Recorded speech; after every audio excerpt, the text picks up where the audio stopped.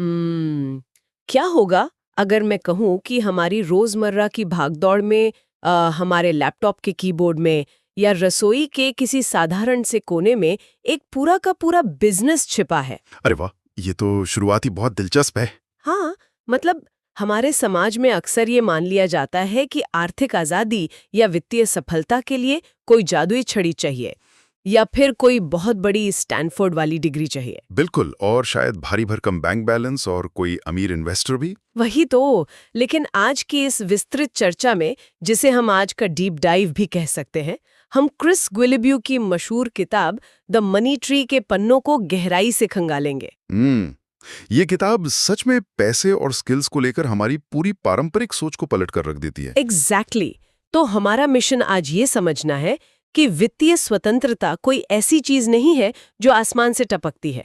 ये असल में हमारे आसपास मौजूद उन अनगिनत मौकों को पहचानने का एक पूरा विज्ञान है। सही कहा। और मैं यहाँ ये स्पष्ट करना चाहूंगा कि मनी ट्री या पैसों का पेड़ कोई परियों की कहानी या रातों रात अमीर बनने की स्कीम नहीं है। हाँ, वो गेट रिच क्विक वाली चीजें तो वैसे भी काम नहीं करती। बिल्कुल, ये असल में मानव कौशल और बाजार की जरूरतों के बीच का एक बहुत ही व्यावहारिक रूपक है। बचपन से हमें सिखाया जाता है कि पैसे कमाने का एक ही रास्ता है, अच्छी डिग्री लो और सुरक्षित नौकरी करो। 9 से 5 वाली नौकरी। लेकिन किताब का मूल सिद्धांत क्या कहता है? किताब कहती है कि अर्थशास्त्र पूरी तरह से समस्या और समाधान पर टिका है। जहां कहीं भी कोई समस्या सुलझ रही है, जहां किसी की जिंदगी आसान हो रही है, वहीं वैल्यू या मूल्य पैदा होता है। अच्छा, और उसी वैल्यू से इनकम का रास्ता बनता है? एकदम सही। सफल लोग किसी अलग ग्रह से नहीं आते हैं। वे बस समस्याओं को और उनके समाधान को एक अलग नजरिए से देखते हैं। ठीक है, तो आइए इसे थोड़ा और जमीनी स्तर पर समझते हैं। अगर हम हकीकत की बात करें तो हर इंसान के पास कोई ना कोई बुनियादी हुनर या स्किल होती ही है। हाँ, बिल्कुल होती है। किसी को एक्सेल बहुत अच्छे से आता है तो किसी को लोगों को सलाह देने का शौक होता है। या कोई घर के पुराने सामान को बहुत अच्छे से ऑर्गेनाइज कर लेता है। ये स्किल्स तो हमारे स्मार्टफोन में पहले से इंस्टॉल किए गए उन बुनियादी ऐप्स की तरह हैं जिन्हें हम कभी खोलकर नहीं देखते। अरे वाह, ये स्मार्टफोन वाली उपमा बहुत ही सटीक है ना? लोग हमेशा नए और फैंसी ऐप्स डाउनलोड करने के पीछे भागते हैं, जबकि फोन के अंदर पहले से मौजूद टूल बहुत सी जटिल समस्याओं को सुलझा सकते हैं। बिल्कुल। तो यहाँ मेरा एक बहुत बड़ा सवाल है। एक आम इंसान अपनी ही हुनर को, अपनी ही काबिलियत को इतना कम क्यों आंकता है? एक साधारण से शौक को बिजनेस में बदलने से उसे क्या रोकता है? इस सवाल का जवाब हमारे मानव विज्ञान में बहुत गहराई से छिपा है।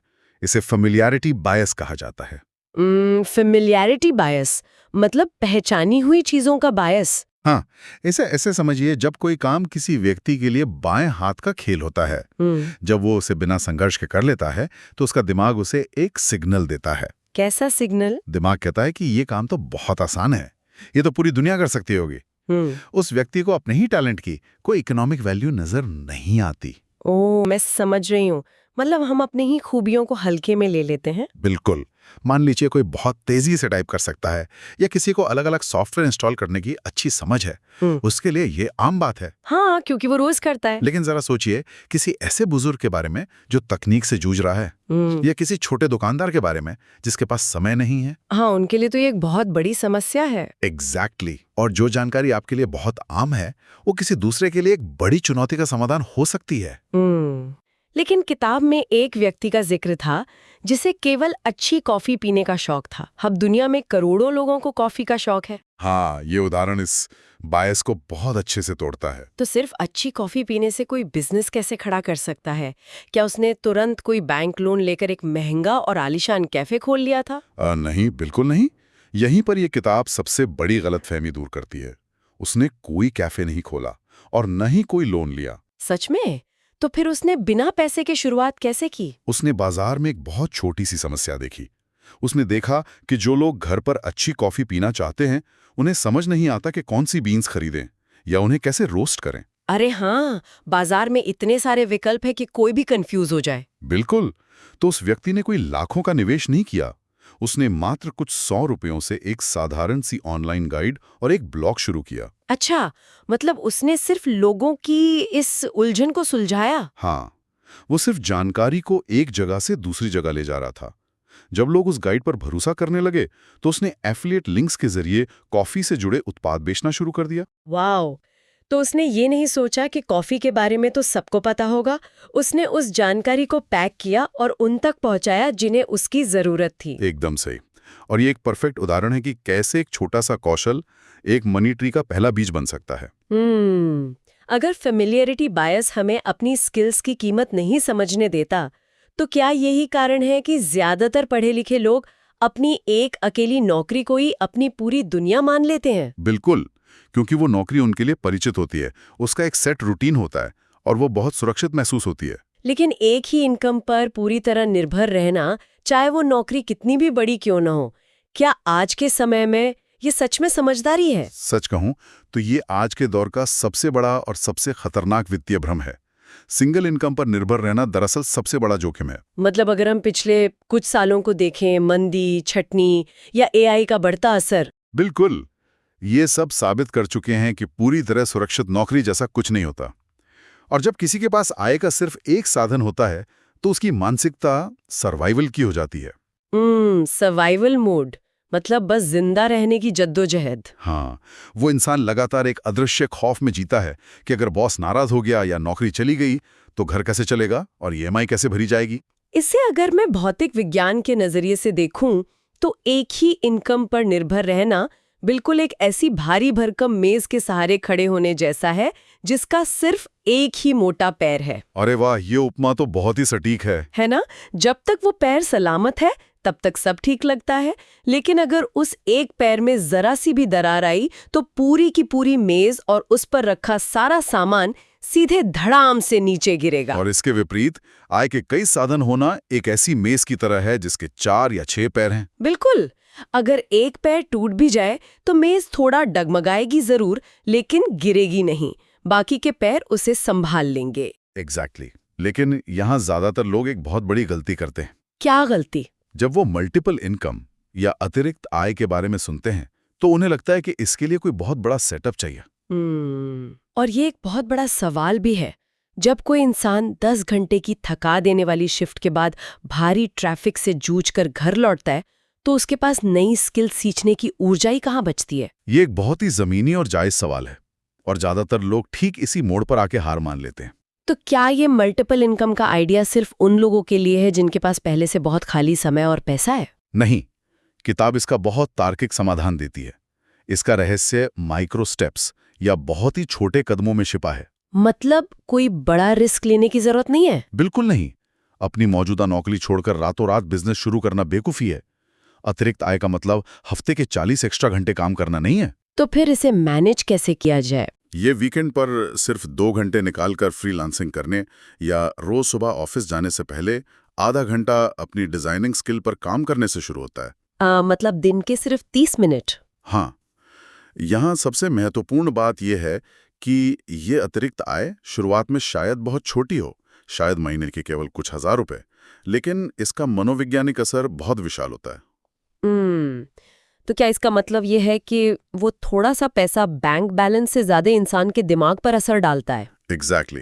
ये अतिरिक्त पैसा इंसान को सर्वाइवल वाले खौफ से आजाद कर देता है। अच्छा, मतलब जब उसे पता होता है कि एक बैकअप मौजूद है। हाँ, उसका आत्मविश्वास एक अलग ही स्तर पर होता है। वो ऑफिस की राजनीति से कम डरता है और सबसे बड़ी बात, उसे ये एहसास होता है कि उसकी जिंदगी सिर्फ एक बॉस के रहमो करम पर नहीं है। ये बात तो समझ में आती है कि छोटे कदम उठाने चाहिए, लेकिन जब कोई ये पहला कदम उठाने की सोचता है तो एक नई दीवार सामने आ जाती है, परफेक्शन की दीवार। Illusion of perfection.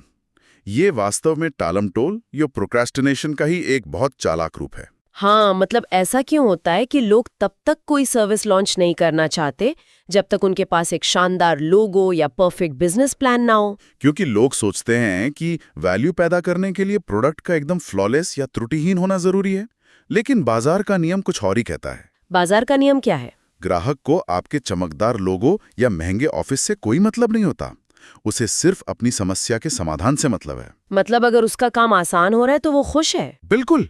अगर कोई किसी का समय बचा रहा है तो वो एक साधारण सी एक्सेल शीट या एक बेसिक ईमेल के जरिए भी वैल्यू पैदा कर सकता है।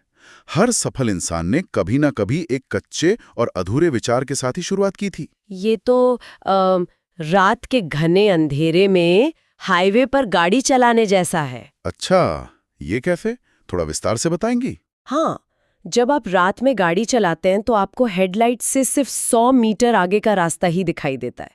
मंजिल चाहे 500 किलोमीटर दूर हो, वो पूरा रास्ता एक साथ कभी नहीं दिखता। बिल्कुल सही बात है। सिर्फ उसी 100 मीटर की रोशनी के भरोसे लगातार आगे बढ़ते हुए इंसान पूरा सफर तय कर लेता है।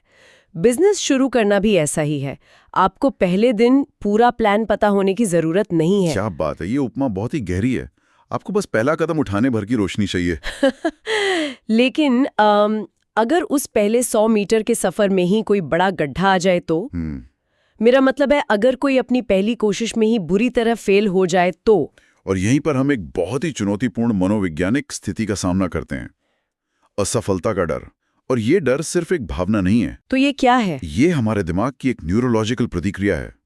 मानव मस्तिष्क को हजारों सालों से इस तरह विकसित किया गया है कि वो अनिश्चितता को खतरे के रूप में देखे। मतलब हमारा दिमाग ही हमें कुछ नया करने से रोकता है। हाँ, जब कोई कुछ नया शुरू करने की सोचता है तो दिमाग उसे एक सुरक्षित घेरे में वापस धकेलने की कोशिश करता है, जिसे हम कंफर्ट जोन कहते हैं। ये कंफर्ट जोन तो सर्दियों की सुबह उस गर्म रजाई की तरह है। बिल्कुल। अंदर रहना बहुत अच्छा लगता है, बहुत सुरक्षित महसूस होता है। लेकिन अगर आप उस रजाई को फेंक कर बाहर नहीं निकलेंगे तो आप जीवन में कुछ हासिल भी नहीं कर पाएंगे। एकदम सही। विकास और आराम कभी एक साथ नहीं चल सकते, और इस डर को सही ठहराने के लिए दिमाग बहुत ही तार्किक बहाने बनाता है।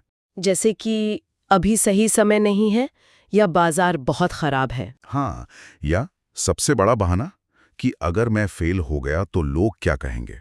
ये सारे बहाने इंसान को कंफर्ट जोन में एक झूठी सुरक्षा का एहसास कराते हैं। तो क्या ये डर पूरी तरह से बेबुनियाद है? मतलब पैसे डूबने का या समय बर्बाद होने का जोखिम तो होता ही है। सफल लोग इस प्राकृतिक डर का सामना कैसे करते हैं? यहाँ ये समझना जरूरी है कि सफल लोग डर को नजरअंदाज नहीं करते। वे भी शुरुआत करते समय डरते हैं, लेकिन वे इसे अलग तरह से फ्रेम करते हैं। फ्रेम करते हैं मतलब नजरिया बदलते हैं। हाँ, उनका नजरिया ये होता है कि असफलता कोई अंतिम परिणाम नहीं है, बल्कि ये एक बहुत ही महत्वपूर्ण डेटा है। अच्छा, मतलब एक फीडबैक की तरह। बिल्कुल, यह डेटा बताता है कि कौन सा तरीका काम नहीं कर रहा है। जैसे एक छोटा बच्चा जब चलना सीखता है तो वो दर्जनों बार गिरता है। क्या वो गिरने के डर से चलना छोड़ देता है? नहीं, वो तो बार बार कोशिश करता है। क्योंकि उसका पूरा ध्यान चलने की प्रक्रिया पर होता है। व्यापार में भी फेल फास्ट की एक अवधारणा है। फेल फास्ट मतलब जल्दी फेल होना? ये तो अजीब लग रहा है। सुनने में अजीब है, लेकिन इसका मतलब है कि किसी विचार को बंद कमरे में परफेक्ट बनाने से बेहतर है कि उसे जल्दी बाजार में लाया जाए। अगर वो फेल हो तो उससे सीखा जाए और तुरंत सुधार किया जाए। मतलब सबसे बड़ा जोखिम कोई जोखिम न लेना ही है। एग्जैक्टली। डर को खत्म करने का एकमात्र तरीका एक्शन लेना है। चलिए, मान लेते हैं कि किसी ने डर पर काबू पा लिया। उसने अपनी रज़ाई को फेंका और अपना साइड प्रोजेक्ट शुरू कर दिया। शुरू के 10 दिन तो एक अजीब सा उत्साह रहता है। हाँ, डोपामीन का असर होता है। लेकिन फिर असलियत सामने आती है। हफ्तों तक कोई नया ग्राहक नहीं मिलता या वेबसाइट पर ट्रैफिक नहीं आता। सारा मोटिवेशन हवा हो जाता है। तब कौन सी चीज इंसान को आगे बढ़ाती है? वो चीज है अनुशासन या डिसिप्लिन, और उसके पीछे काम करता है कंपाउंड इफेक्ट का गणित।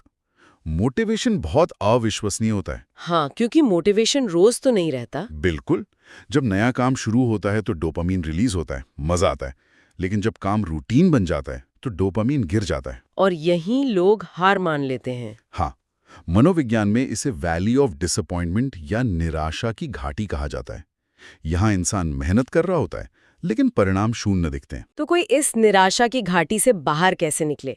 क्योंकि अगर रोज मेहनत के बाद भी पैसा नहीं आ रहा तो दिमाग तो यही कहेगा कि इसे बंद कर दो। इसका रहस्य यह समझना है कि धीमी प्रगति भी प्रगति ही है।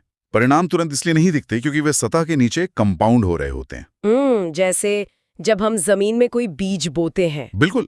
कई हफ्तों तक जमीन के ऊपर कुछ नहीं दिखता, लगेगा कि कुछ नहीं हो रहा है, लेकिन बीज अपनी जड़ें गहरी कर रहा होता है।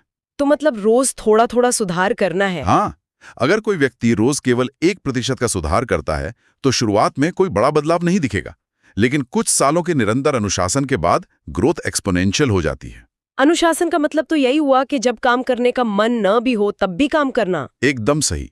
सफल लोग परिणाम से ज्यादा प्रक्रिया से प्यार करना सीख जाते हैं। तो मोटिवेशन एक तरह से शुगर रश की तरह है। जैसे कोई बहुत मीठी चीज खाने पर अचानक ऊर्जा आती है, लेकिन वो जल्दी खत्म भी हो जाती है। हाँ, और फिर इंसान पहले से ज्यादा थका हुआ महसूस करता है। इसके विपरीत अनुशासन एक संतुलित आहार की तरह है। ये अचानक जोश नहीं देता, लेकिन लंबे समय तक बिना थके चलने की स्थिर ऊर्जा देता है। ये तुलना मुझे बहुत पसंद आई। ये बिल्कुल सटीक है। अब इस पूरी समीकरण में एक आखिरी और बहुत महत्वपूर्ण चीज बचती है, मनी माइंडसेट। मान लीजिए किसी के पास हुनर है और वो अनुशासित भी है। उसने पैसे भी कमा लिए, लेकिन अगर पैसे को लेकर उसके दिमाग की वायरिंग ही गलत है, तो क्या ये सारी मेहनत बेकार नहीं हो जाएगी? बिल्कुल बेकार हो जाएगी। पैसा केवल एक औजार या टूल है। समान आय वाले दो लोगों का भविष्य पूरी तरह से उनकी मानसिकता पर निर्भर करता है। अच्छा, तो पुअर माइंडसेट वाले लोग पैसे को कैसे देखते हैं? वे पैसे को केवल खर्च करने और दिखावे की चीज मानते हैं। जैसे ही साइड बिजनेस से पैसा आता है, वे अपना रहन सहन महंगा कर लेते हैं, नया फोन ले लेते हैं। मतलब उनका फोकस सिर्फ शॉर्ट टर्म खुशी पर होता है, पैसा आते ही उड़ जाता है। हाँ, जबकि रिच माइंडसेट वाले लोग इस अतिरिक्त पैसे का इस्तेमाल आज़ादी और समय खरीदने में करते हैं। वे नई चीजें सीखते हैं और भविष्य में निवेश करते हैं। वे जानते हैं कि पैसा एक बहुत अच्छा सेवक है, लेकिन एक बहुत बुरा मालिक है। इसे मैं बहते पानी की तरह देखती हूँ। पानी की तरह? कैसे? अगर आप सही नहरें नहीं बनाएंगे, मतलब सही माइंडसेट और निवेश नहीं करेंगे, तो पानी सिर्फ भाप बनकर उड़ जाएगा और खर्च हो जाएगा। बिल्कुल। और अगर सही दिशा दी जाए तो वही पानी पूरे खेत को हरा भरा कर सकता है। एग्जैक्टली। तो अगर कोई अपने दिमाग की इस वायरिंग को बदल दे, तो वो सच में अपने ही आसपास मौजूद संसाधनों से अपना खुद का मनी ट्री उगा सकता है। इसमें कोई शक नहीं है। इस पूरी चर्चा का निचोड़ यही है कि वित्तीय स्वतंत्रता कोई लॉटरी नहीं है। ये परफेक्शन के इंतजार में ना बैठने और लगातार एक दिशा में काम करने का विज्ञान है। और शुरुआत करने के लिए किसी बड़े धमाके की जरूरत नहीं है। एक साधारण सा विचार जो लगातार लागू किया जाए, वो किसी भी परफेक्ट प्लान से 1000 गुना बेहतर है, जिसे कभी शुरू ही ना किया गया हो। ये सच में एक बहुत ही स्पष्ट और आंखें खोलने वाला नजरिया है। इस विस्तृत चर्चा को खत्म करने से पहले मैं सुनने वालों के लिए एक गहरा विचार छोड़ना चाहूंगी। बिल्कुल। अक्सर कहा जाता है कि मनी ट्री लगाने का सबसे अच्छा समय 20 साल पहले था और दूसरा सबसे अच्छा समय आज है। हाँ, ये एक बहुत ही मशहूर कहावत है। लेकिन जरा सोचिए, जब हम अपनी पूरी जिंदगी की ऊर्जा, अपना कीमती समय और क्षमताएं सिर्फ किसी और के बिजनेस या किसी बड़ी कंपनी के मनी ट्री को सींचने में लगा देते हैं, तो क्या हम कभी अपना खुद का बगीचा बना पाएंगे? ये सच में बहुत गहराई से सोचने वाला सवाल है। बिल्कुल। ये सोचने का विषय है कि आज किया गया कौन सा छोटा सा काम कल आपके अपने बगीचे का पहला बीज बन सकता है, जिसका फल सिर्फ आपका होगा।